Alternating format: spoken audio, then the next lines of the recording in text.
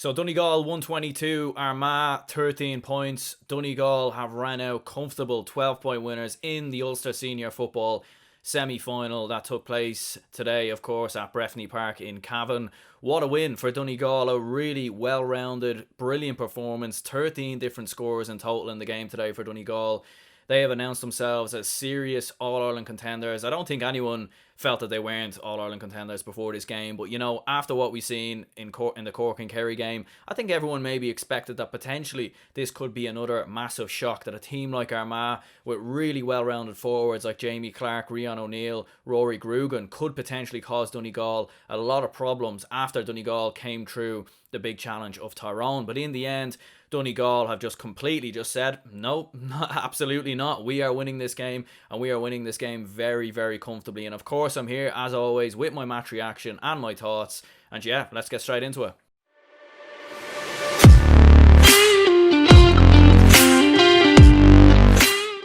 What's going on, everyone? It's Aaron here from GA Fan TV. As I just said, Donegal have beaten Armagh 122 to 13 points.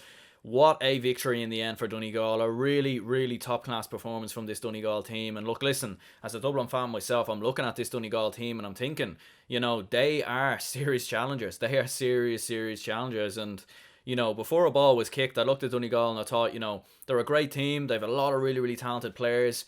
But do they have more forwards when you take out Murphy, when you take out McBurty? And we're seeing now that they just have so much options in the team. Their midfielders are scoring points, their half forwards are contributing. You're getting the best out of players like Michael Langan and Kieran Thompson, who, in past couple of years would always be top players without doubt, but they would never always have the best game. They wouldn't have consistent performances, and we've seen just a really, really top-class performance from Donegal. But look, listen, before we jump straight into the game and talk about all the big talking points, the first thing we'll do here, as always, is have a look at the teams that took to the fields here. So we'll start off here with the Donegal team. So in goal, we had Sean Patton. In the full-back line, we had Stephen McManaman, Neil McGee, and Owen Van Gallagher. Of course, Stephen McManaman went off in the first couple of minutes with an injury. That could be a big injury, of course, for Donegal. The half-back line was Roy McHugh, Paul Brennan, and Peadar Mogan. And, of course, in the midfield, it was Hugh McFadden and Caelan McGonigal. The half-forward line, Kieran Thompson, Niall O'Donnell, and Michael Langan. And, of course, the full-forward line, of course, it was Owen McHugh who came in for Paddy McBurty. And then you had Michael Murphy and Jamie Brennan. And of course, if we move on to the Armagh team, so we Blaine Hughes, Paddy Burns, Ryan Kennedy, James Morgan, and of course in the half-back line, you'd Conor O'Neill, Aidan Forker, Mark Shields, Oisin O'Neill and Stephen Sheridan, of course, in midfield, and then Rory Grugan, Callum Cumiskey, Stephen Campbell in the half-forward line, Jamie Clark, Rian O'Neill, Niall Grimley in the full-forward line. And of course, there were some changes in the Armagh side as well. So Greg McCabe came in for Cumiskey, and Charlie O'Byrnes came in for Niall Grimley at 15. Yeah, massive win in the end for Donegal. And as I said, if we have a look at some of the scores here, so 13 different scores for Donegal. I think that is that a record maybe for the most amount of scores in a game this season in the Championship. I think it is. And if you have a look, like Michael Langan, 3 points, Owen Van Gallagher getting a point, Peadar Mogan hitting 1-2, Hugh McFadden getting on the score sheet. I mean, the list goes on and on. Ryan McHugh, Kieran Thompson, Michael Murphy with 2 points. And both of them were from frees. And that's quite extraordinary. Normally, Michael Murphy didn't even kick a point from play, and he was actually a little more defensive today, Michael Murphy, and probably didn't even have his best game. And that just goes to show how good this Donegal side are. The fact that Paddy McBurty comes off the bench, you've got Oisin Gallen there coming off the bench as well. They just have so many options, this Donegal team. They really, really do. Look, listen, we'll talk a bit about Armagh now. Very disappointing performance from Armagh. Very, very disappointed with them today. They didn't kick their first point from play until, was it the 47th minute when Jamie Clark scored? And of course, if we have a look at some of the scores, so Rian O'Neill, of course, was really their top player in terms of scoring anyway, but the majority of his points were from frees. But you look at some of the other scores, like Jamie Clark hitting 2 points, you had Conor Turba hitting 2 points. Conor Turba, as a matter of fact, came off the bench and was probably actually Armagh's best player on the day. Niall Grimley, of course, coming off the bench as well, and very disappointing all around for Armagh. Very, very poor performance in my opinion. I really expected a lot more from them. Look, listen, I know they are a young team and they are still, at the beginning of their journey, and look, listen, this will be a massive lesson to them. They'll come back stronger, hopefully anyway, because you want to see a team like Armagh do well. in the championship. You know, you want to see new emerging teams come through. You don't just want to see the same teams every year. And Armagh are one of them teams that are starting to knock on the door a bit more, with the likes of Rian O'Neill on their team, and Oisin O'Neill, Jamie Clark, Connor Turber coming through. A lot of very, very young talented players. But in the first half, for me, Armagh just looked scared of Donegal. They looked very, very scared. They weren't playing their game. They had no movement from their forwards, no movement from the half forwards. Rian O'Neill was the only real Armagh player who looked like he could do anything in the game. You know, the likes of Jamie Clark in the first half, Stephen Campbell, very, very quiet, couldn't really do much. Rory Grugan, who's normally very, very good at making those forward runs and making overlapping runs from the half forward line, you know, breaking beyond the full forward line. He wasn't doing that in this game at all, and it was just very, very poor altogether for Armagh. They couldn't really get into the game. They couldn't settle. All the 50-50 balls were being won by Donegal. All the breaking balls from kickouts and kind of loose balls that were picked up, they were all picked up by Donegal men. You know, the likes of, you know, Caelan McGonigal, of course, in that midfield, like I was saying before. Hugh McFadden as well. Fantastic. Ryan McHugh and even Paul Brennan as well. You know, very good at just turning the ball over consistently. And that was a common theme in the first half. And you know, especially early on for me, Armagh, they just weren't getting tight enough with the Donegal forwards. They were standing off a bit. You know, even right from the beginning, Michael Langan with that point in the opening couple of seconds, you know, he wins the ball and he just drives straight through. And that really set the tone for Donegal. And it was very poor, you know, in many ways. And, you know, interesting enough, Owen Ban Gallagher was marking Rian O'Neill. So what that actually allowed was kind of similar to the you know, Paddy Durkin situation with Mayo. Owen Ban Gallagher was able to break forward, and it meant that Rian O'Neill often had to drop back, but he didn't always, of course. And I thought Donegal done a really, really good job. Jamie Brennan hitting some fantastic points as well. And, you know, in all in truth, the game was very much almost wrapped up in the opening 15 minutes. Like, Donegal were 5-2 up at the first water break, but even then, the warning signs were there for Donegal. The warning signs were coming. Warning signs for Armagh, I should say. You know, Donegal were just far better at turning the ball over far too often in the midfield. Armagh were going very short from their own kickouts. They weren't really hitting long too often. To be fair to Blaine Hughes, I thought he did a great job with his kickouts.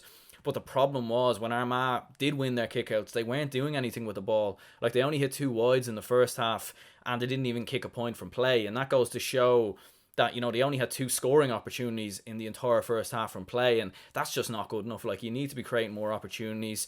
Oisin O'Neill, you know, I bigged him up quite a bit in my preview. I thought he was quite poor for Armagh in the midfield at times, just in terms of breaking forward, just getting more options for Armagh. You know, even the likes of Aidan Forker, who would often, you know, get forward and chip in with a couple of points, he struggled in the game as well. And maybe Armagh were just too cautious and too wary of Donegal's attacking threat, that they didn't want to break too far forward. So yeah, look, listen, Sean Patton was great as well for Donegal. You know, he showed what you should do when a long ball is coming into the square. You know, not like Shane Ryan last week at Kerry when the ball was coming in, and obviously Tommy Walsh was marking Mark Keane for that goal. But we've seen a couple of times where there was a long ball going into the square and Sean Patton would come out and just fist it straight out. And you know, he's a very commanding goalkeeper, definitely in the top 3 keepers in the country alongside Cluxton and Beggan, in my opinion.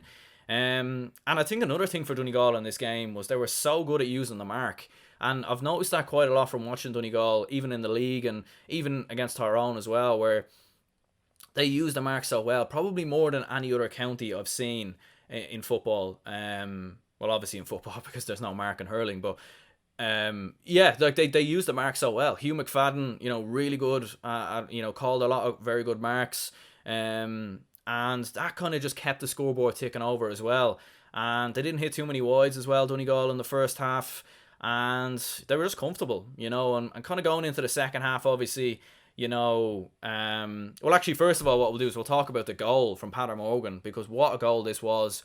And what a player he is, Peadar Morgan. Like, undoubtedly a really, really top player for Donegal. He started, you know, the campaign since coming back from the lockdown very, very well. You know, he got that goal against Tyrone, and you know, what a goal this was. Of course, you know, it was a long ball in from Niall O'Donnell. Murphy trying to, you know, catch the ball ahead of his man. And again, you know, where Donegal were so good was breaking on the loose ball. And that's exactly what Peadar Morgan did. He broke on the loose ball from Murphy's catch, was able to take it comfortably, beats 2 men, and just shows a tremendous amount of pace. Almost reminds me a bit of, you know, Jack McCaffrey when he used to make those darting runs going up from the right hand side of the field and kind of just cut in. And that's what he did. And, you know, you can't tackle him because he's so quick. And he slots it comfortably past Blaine Hughes into the left of the goal. And Donegal were cruising from there, in all honesty. And, you know, I think there was a stage there towards the end of the first half where Donegal must have hit maybe 1-4, 1-5 without reply. And it was good as over. Then, you know, Armagh, you could see the confidence was gone on them. And, you know, the confidence was just gone completely. They couldn't seem to put many passes together. They were missing scoring chances that they normally take. You know, the likes of, even in the second half, the likes of Rian O'Neill maybe hitting one shot wide, and Stephen Campbell, and even Jamar Hall, who came on, missing a chance when he probably should have scored. And 1-12-3 at half time. Very poor stuff from Armagh. No points from play in the first half. And as I said before, 47 minutes until they hit their first point from play. And it was, in fact, Jamie Clark. They did have a good spell, you know, late on in the game. Armagh, they started kicking a few more points. The likes of Jamie Clark kind of contributing. Connor Turber came off the bench, looked quite bright as well. But all in all, game management fantastic from Donegal once again. And they are the closest challengers to Dublin, absolutely no doubt about it. Look, you can't discount Mayo, and you probably can't even discount Cork either. You know, or Galway or Tipperary. You know, you can't discount them either. But Donegal right now physically are just looking very, very good. They actually, when you watch them, they remind me quite a lot of Dublin, the way they play at times. Just a very, very physical, strong team. And, you know, you even look at all the players, you know, on the team. Very built, very strong, very muscular, and very hard players to knock off the ball. Very good physique, and yeah, physicality wise, very, very strong. And it's going to be interesting to see now how they get on. Obviously, obviously you'd expect them to beat down or Cavan, and it's going to be interesting to see kind of moving on from there how they get on. Of course, in an All-Ireland semi-final against Dublin, everybody would feel. For Armagh, look, listen, you know, I think with most good teams, you always have a bit of a setback kind of early on in your development. And I think for Armagh, you know, they're playing in Division 2, probably hadn't played a team of the quality of Donegal. You know, we even seen against Roscommon in the league, Armagh were put to the sword in that game. It's different quality. And I think for Armagh, you know, playing in Division 1 next year will be a big learning curve. They'll be able to play top quality teams week in, week out. And I think, you know, you look at Meath, for example, you know, absolutely hammered by Dublin in the final last year, only kicked 4 points in that game. Look, listen, they could get hammered against Dublin again, could even lose to Kildare tomorrow. But you look at Meath in the league, very, very impressive at times. Although they only picked up 1 point, they showed a lot of quality in the league, in my opinion. And even in the game versus Dublin in the league, you know, very, very close. And I think Armagh, that's something maybe in the next year or so that they can kind of go along that similar kind of trajectory. You know, we'll have to see with me. It could be a bad example of, you know, we'll have to wait and see. But Armagh, for me, you know, very disappointing. But look, listen, Kieran McGeeney and Armagh, they'll learn from this, and I'm sure they'll be back next year in with a shout in Ulster again. But anyway, lads, what I'm going to do is wrap this up here. Do let me know down in the comments below. Let me know who's your man of the match. Man of the match for me, Peadar Mogan. Fantastic, you know, scoring 1-2. Could have even got another goal at one stage in this game as well. Just so quick, so bright. Very hard to dispossess on the ball as well. Michael Langan, of course, you know, always up there with a mention for man of the match, and he was fantastic as well. And even the likes of Ryan McHugh as well. Just, yeah, very, very bright indeed. And yeah, of course, do let me know down in the comments below what you thought of the game. My name is Aaron, and I'll see you in the next one.